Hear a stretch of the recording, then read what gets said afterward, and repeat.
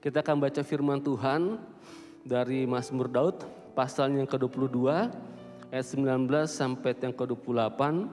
Kita akan baca secara bergantian. Mazmur pasal 22 ayat 19 sampai 28 kita akan baca secara bergantian. Saya mulai. Mereka membagi-bagi pakaianku di antara mereka dan mereka membuang undi atas jubahku.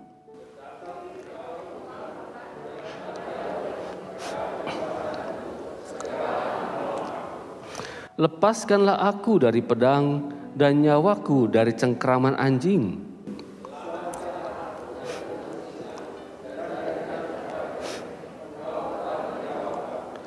Aku akan memasyurkan namamu kepada saudara-saudaraku dan memuji-muji engkau di tengah-tengah jemaah.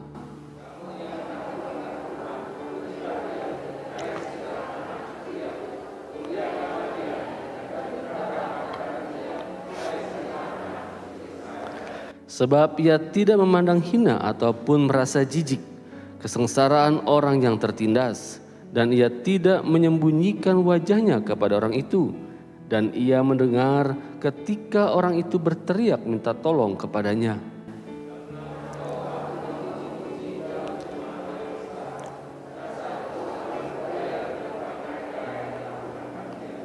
Orang yang rendah hati akan makan dan kenyang. Orang yang mencari Tuhan akan memuji-muji Dia. Biarlah hatimu hidup untuk selamanya.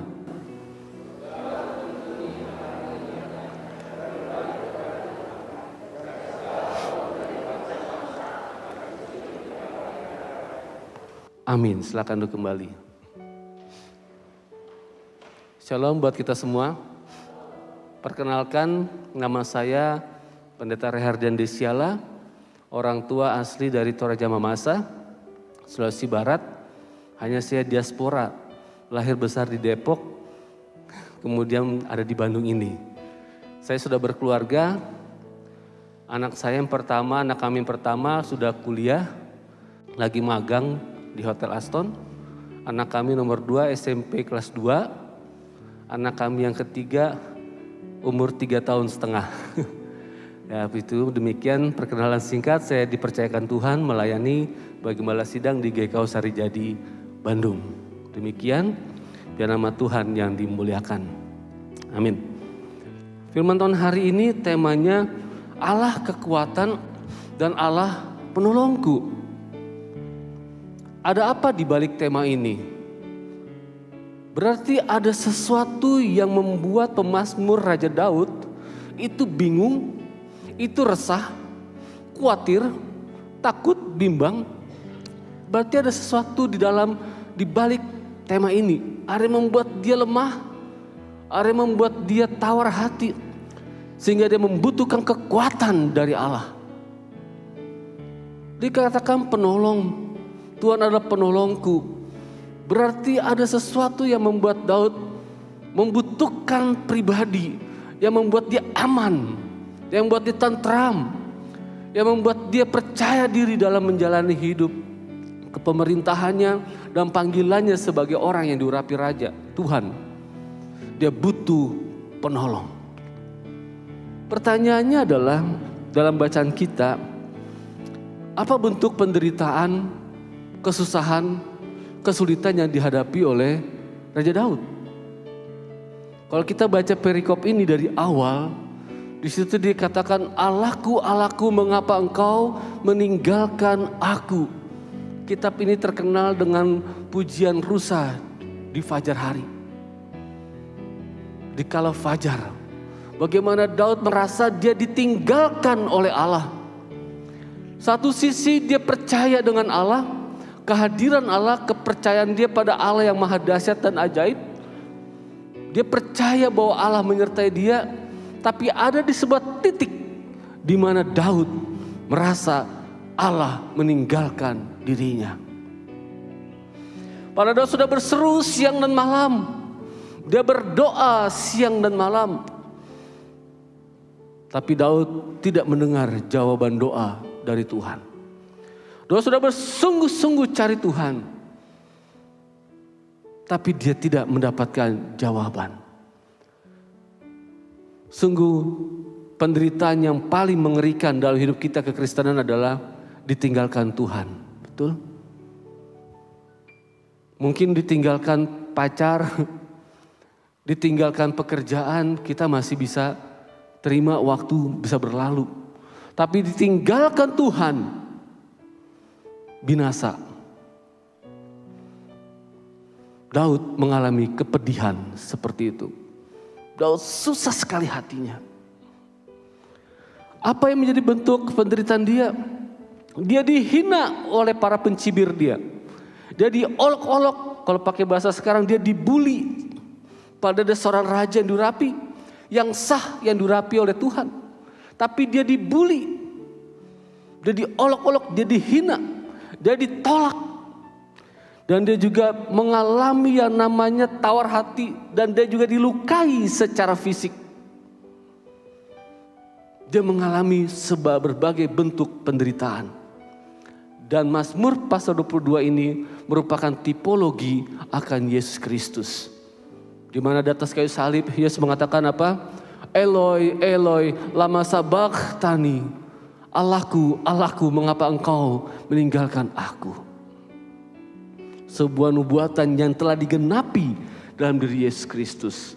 Berarti kita bisa bayangkan keberadaan Kristus ketika disalib. Saudaraku yang dikasihi Tuhan Kristus, tidak hanya sekedar dilukai. Kalau kita baca perikop sebelumnya, bahkan dia mengalami yang namanya singa.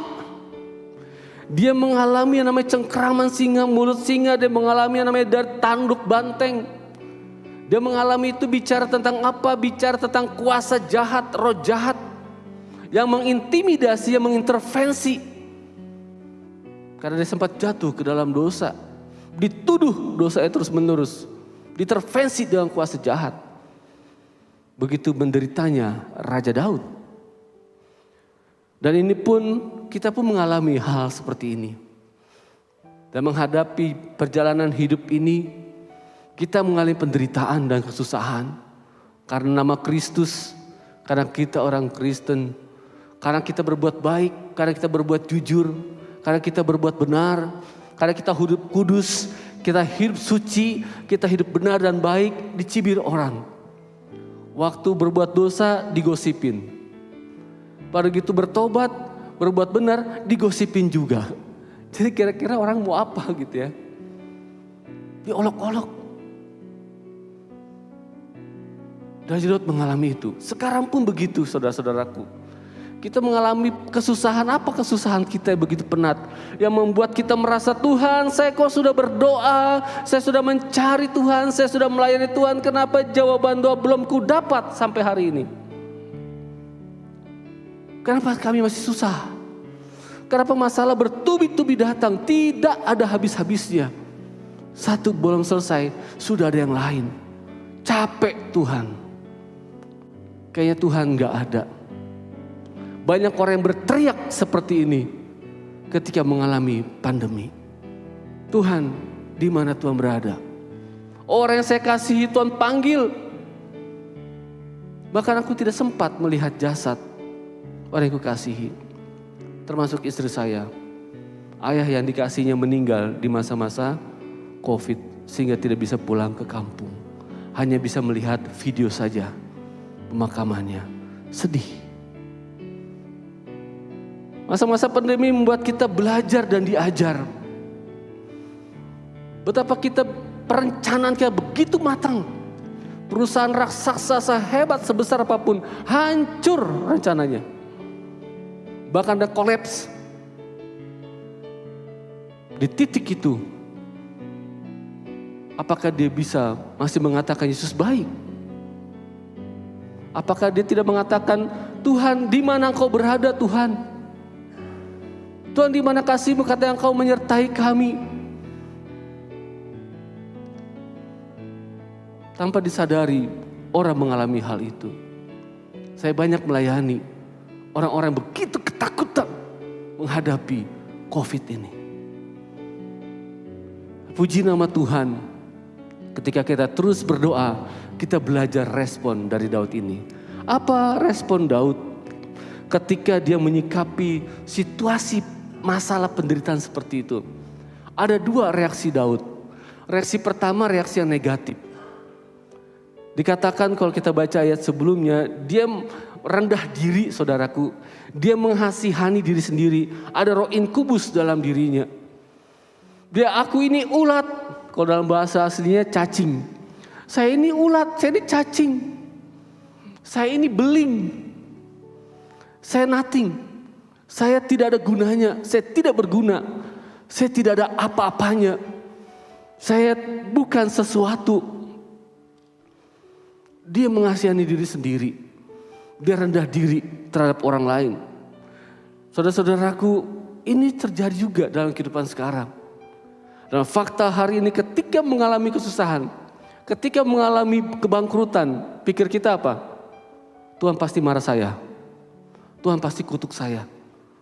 Tuhan pasti kejam. Orang menjadi rendah diri. Saya ini kan bukan siapa-siapa, saya gak layak di hadapan Tuhan. Saya gak layak di hadapan Tuhan. Padahal belum tentu. Enggak semua masalah karena dosa. Bisa jadi karena imannya sedang diuji. Amin. Enggak selalu sakit karena dosa. Tapi juga bisa jadi karena ada kemuliaan Tuhan yang dinyatakan bagi orang itu. Oleh sebab itu saudaraku, belajar dari Daud. Dia memiliki respon yang negatif. Dan apa kabar dengan kekristenan dalam satu dasawarsa ini? Ketika mengalami penderitaan yang hebat seperti itu. Apalagi ketika dia jatuh dalam dosa, dibully dan diolok-olok oleh sesama orang Kristen.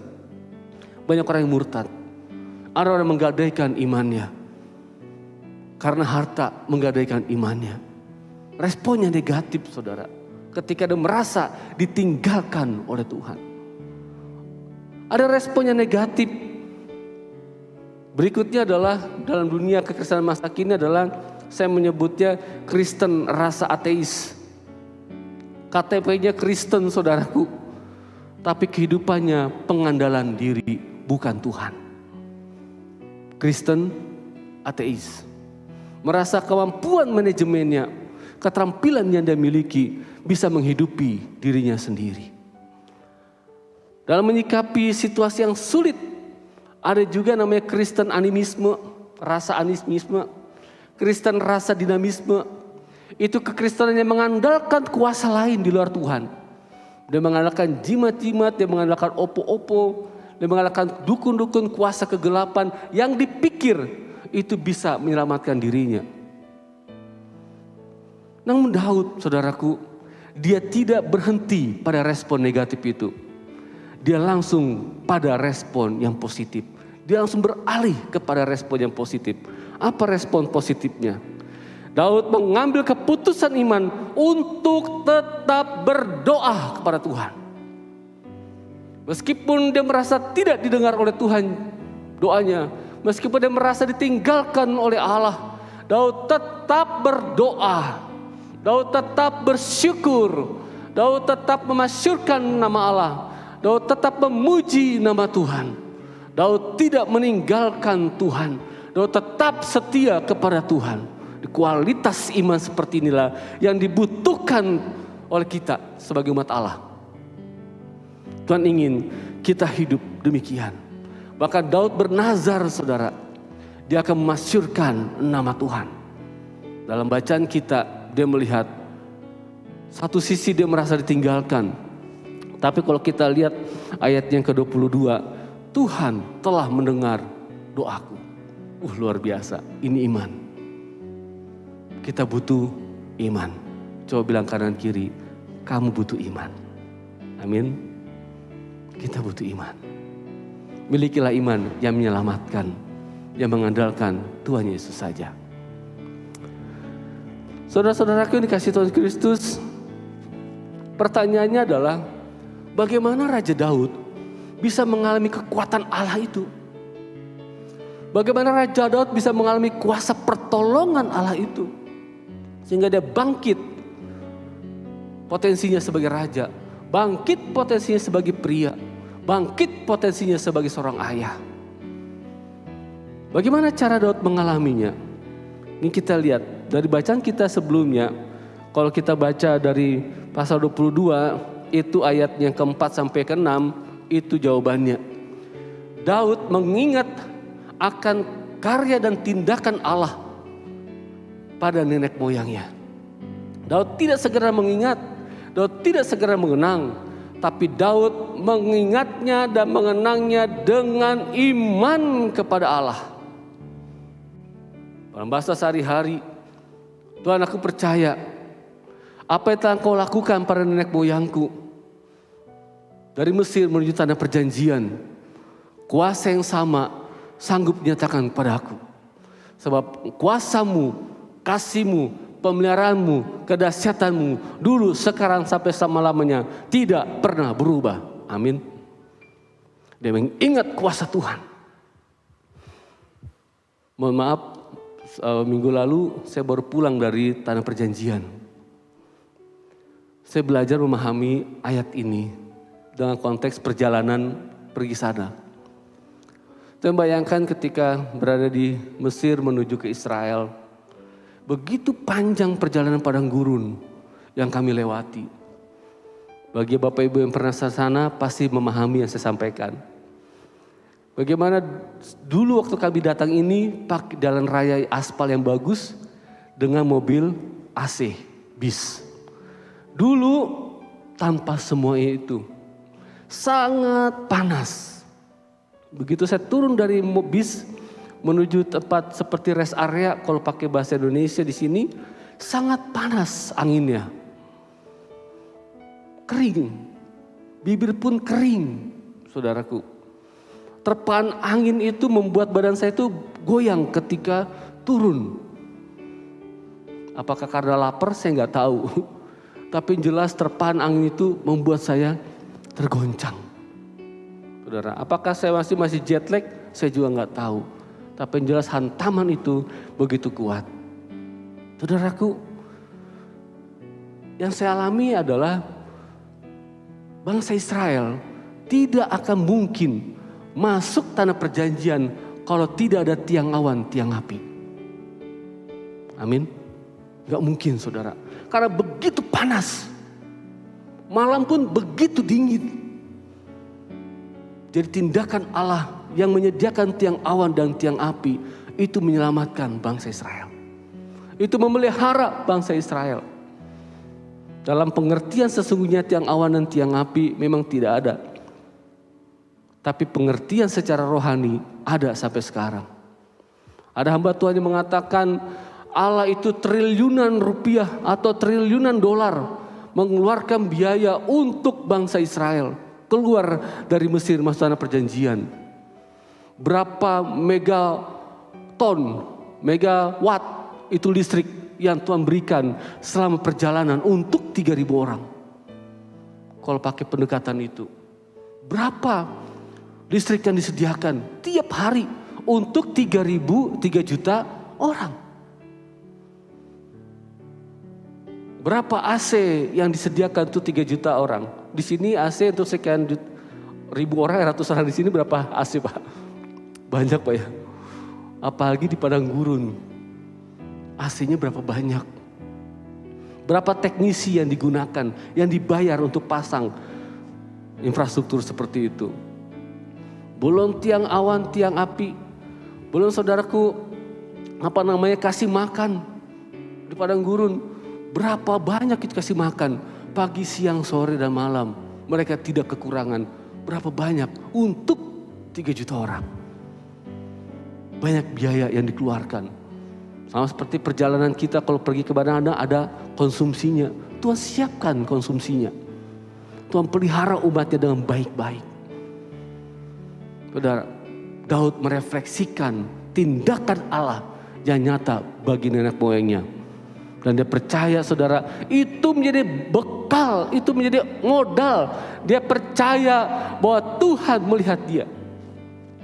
Pernah nonton film detektif di film-film barat, ya? Ada di ruang interogasi, ada kaca. Orang yang diinterogasi tidak bisa melihat di balik kaca. Betul? Tapi orang yang di balik kaca bisa melihat ke dalam yang diinterogasi. Tapi orang yang di dalam, dia tahu ada orang di balik kaca yang menginterogasi, membatasi dia dengan pengawas itu. Kira-kira gambaran itu saudaraku. Daud percaya ada Tuhan yang melihat dia. Daud percaya ada kuasa Tuhan sanggup menyatakan pada dia. Mempercaya. Meskipun dia tidak melihat. Meskipun Daud sempat tidak merasakannya. Tapi dia percaya Tuhan ada. Jadi Bapak saudaraku yang di gereja maupun di rumah. Percaya Tuhan melihat saudara. Amin. Percaya meskipun saudara tidak merasakan Tuhan, Tuhan tetap merasakan saudara. Amin. Meskipun saudara mengalami jalan buntu, kesusahan yang penat, mengalami ketakutan dan kecemasan, percaya Tuhan tahu apa yang saudara rasakan. Amin. Karena kita punya imam besar yang turut merasakan penderitaan-penderitaan kita. Pegang kebenaran ini. Saudaraku, apalagi yang membuat Daud mengalami kekuatan dan pertolongan Allah? Daud saudaraku, dia punya pengakuan iman. Ini penting. Dia katakan sejak dalam kandungan, Engkaulah Allahku. Pengakuan iman Daud mengikat totalitas hidupnya. Apa yang dia ucapkan itu menjadi accountability untuk dia melakukan hal yang sama. Karena Engkaulah Allahku, Engkaulah Tuhanku. Kalau Jehovah Jireh, Engkaulah Jehovah Rafa atas hidupku. Tindakannya sama persis seperti itu. Dia tidak mengingkari imannya. Dahsyat betul saudara. Apalagi yang dilakukan Daud. Ia percaya bahwa orang yang takut akan Tuhan, ketika orang tersebut berdoa kepada Tuhan, Alkitab mencatat, Raja Daud mengatakan dengan iman, Tuhan mendengar dia. Meskipun dia tidak melihat Tuhan. Percaya. Berarti apa yang membuat Daud mengalami kekuatan pertolongan Allah, dia percaya. Kan ada lagunya ya, hatiku percaya. Hatiku percaya, sama-sama. Hatiku percaya.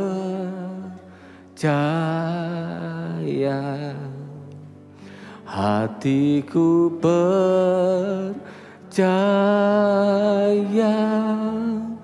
Selalu ku percaya. Ada kata kunci di lagu itu, yaitu selalu. Gak gampang saudara untuk selalu percaya. Bangsa Israel pun umat pilihan Tuhan, ketika di padang gurun dia tidak selalu percaya. Tapi orang yang percaya, Yosua dan Kaleb percaya, selalu percaya dia masuk tanah perjanjian Allah. Ingin mengalami perjanjian Allah? Tanah perjanjian Allah? Tanah perjanjian Allah bicara tentang penggenapan janji Allah. Tanah perjanjian Allah bukan surga. Karena di surga tidak ada peperangan. Tapi dalam tanah perjanjian masih ada peperangan. Oleh karena itu tanah perjanjian bicara tentang apa? Tentang janji Tuhan yang akan memberikan kemenangan kepada saudara dan saya. Untuk menang menghadapi Goliat-Goliat. Menghadapi suku-suku enak, raksasa-raksasa, giant-giant yang bisa mengimpit iman kita. Tanah perjanjian ada bicara tentang janji peningkatan potensi saudara dan saya. Untuk mengalami tanah perjanjian itu, kita harus selalu percaya. Saudaraku yang kasih Tuhan Kristus, tanggal 5 Juni kemarin kita memperingati hari Pentakosta. Saya sedikit singgung apa hubungan hari Pentakosta itu dengan firman Tuhan hari ini. Yang pertama adalah tentang peran Roh Kudus. Di mana peran Roh Kudus atau Roh Allah dalam Perjanjian Lama dalam bacaan kita? Di sini kita lihat yang pertama adalah Roh Kudus itu menginsafkan Raja Daud bahwa dia sempat berpikir negatif. Dia sempat berpikir salah. Di kitab Yohanes dikatakan Roh Kudus menginsafkan kita akan dosa. Dalam pembacaan kita, Roh Kudus, Roh Allah mengingatkan Daud bahwa kamu sempat berpikir salah. Responnya tempat salah terhadap kesusahan. Demikian pula kita. Orang-orang Kristen, hamba Tuhan sekalipun, dia bisa responnya salah terhadap penderitaan. Bisa salah? Bisa salah. Tapi orang yang dipenuhi Roh Kudus, orang yang percaya bahwa tubuhnya adalah bait Allah Roh Kudus, percaya Roh Kudus yang memimpin dia, saudaraku, dia akan peka dengan suara Roh Kudus yang menyatakan kesalahan buat dirinya. Mungkin langsung kepada dirinya, mungkin melalui orang lain. Sama seperti Raja Daud, disadarkan oleh Roh Allah akan dosa dan kesalahannya melalui Nabi Nathan. Diingatkan saudara, oh iya, saya berdosa. Apa peranan Roh Kudus berikutnya? Roh Kudus mengisapkan dan mengingatkan kita akan kebenaran. Setelah itu Daud beralih dari pikiran negatif menjadi pikiran positif, pikiran yang benar. Roh Kudus mengingatkan Daud supaya berespon benar ketika situasi dan orang di sekitarnya tidak benar. Dia berespon benar, dia tetap memuji Tuhan. Dia tetap memuliakan nama Tuhan. Jadi Bapak saudaraku yang di gereja maupun yang di rumah, mari kita berpikir benar. Pikirkanlah semua yang benar, semua yang suci, semua yang mulia, semua yang patut dipuji. Pikirkanlah itu, maka damai sejahtera Allah menguasai hidup saudara. Ketika sulit, Roh Kudus tanya sama Roh Kudus, sama Tuhan tanya, Tuhan, respon apa yang harus kutunjukkan kepadamu di situasi yang sulit seperti ini?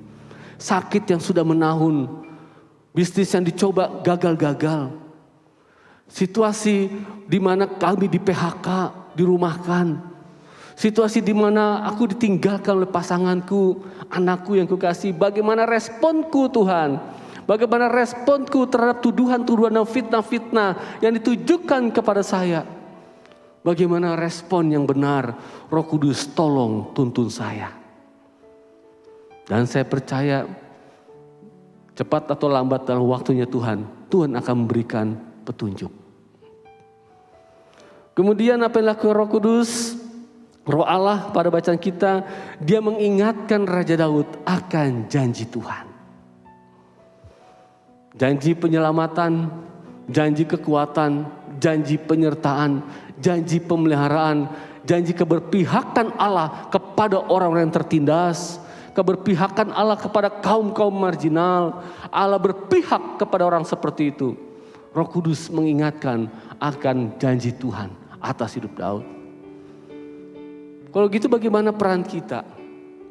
Peran kita adalah dalam bacaan kita yang pertama adalah miliki roh takut akan Tuhan. Takut akan Tuhan bicara tentang apa? Pertama adalah sepercaya pada percayanya bahwa Tuhan 24 jam mengawasi hidup kita. Tuhan berada dalam hidup kita 24 jam dalam kehidupan kita.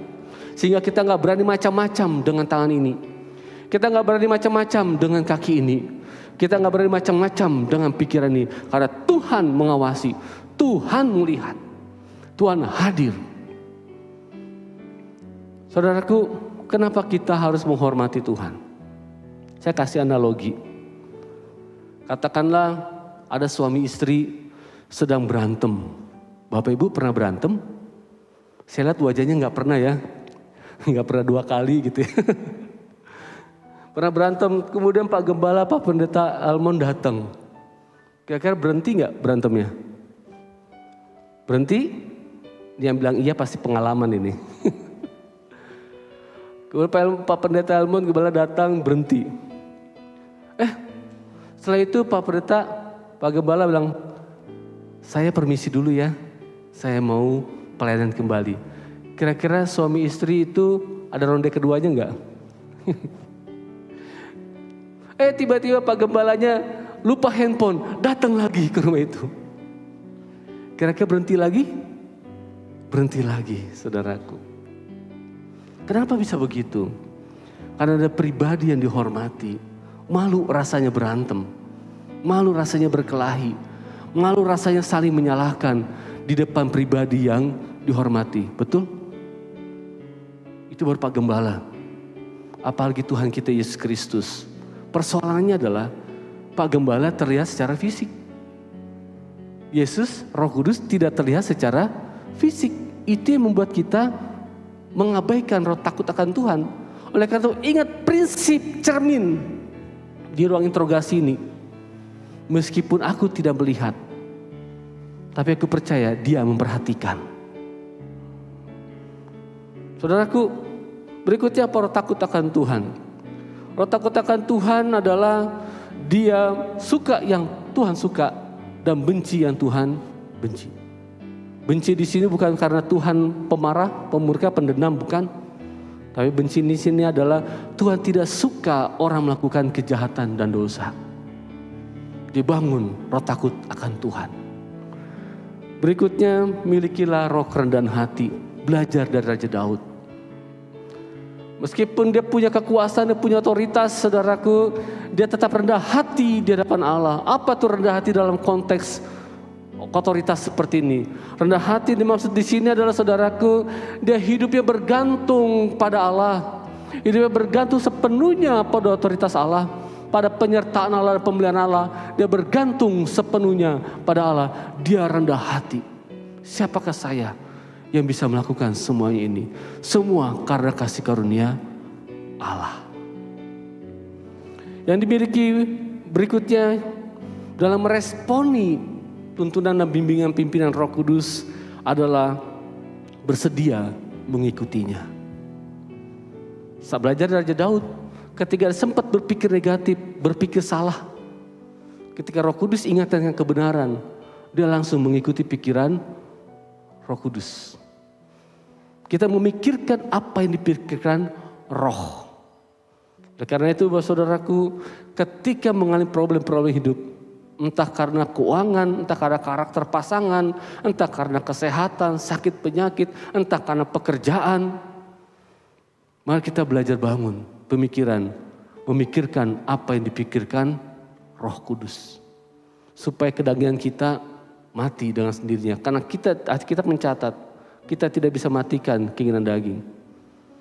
Tapi ketika kita memikirkan Roh Kudus yang akan matikan itu. Sama seperti Bapak Ibu yang punya anak kecil gitu ya. Yang punya anak kecil, ketika dia pengen beli es, Bapak Ibu pernah melarangnya karena dia lagi flu, pernah ya? Begitu dilarang dia semakin minta es, semakin minta es. Itu sampai dilakukan kita oleh para orang tua, dialihkan pikirannya. Kamu roti aja atau kamu coklat aja nak ya. Kali coklat begini. Terus mulai sampaikan. Akhirnya anak itu tidak jadi membeli es, dia membeli coklat. Karena dialihkan pikirannya. Berarti yang perlu kita kerjakan, saudaraku, dalam menghadapi situasi yang sulit, belajar mengalihkan pikiran kita kepada pikiran yang benar, kepada pikiran yang baik, yang sesuai dengan firman Tuhan. Dan saya percaya Roh Kudus akan menyertai dengan tanda-tanda ajaib ketika saudara mengikuti tuntunannya. Amin.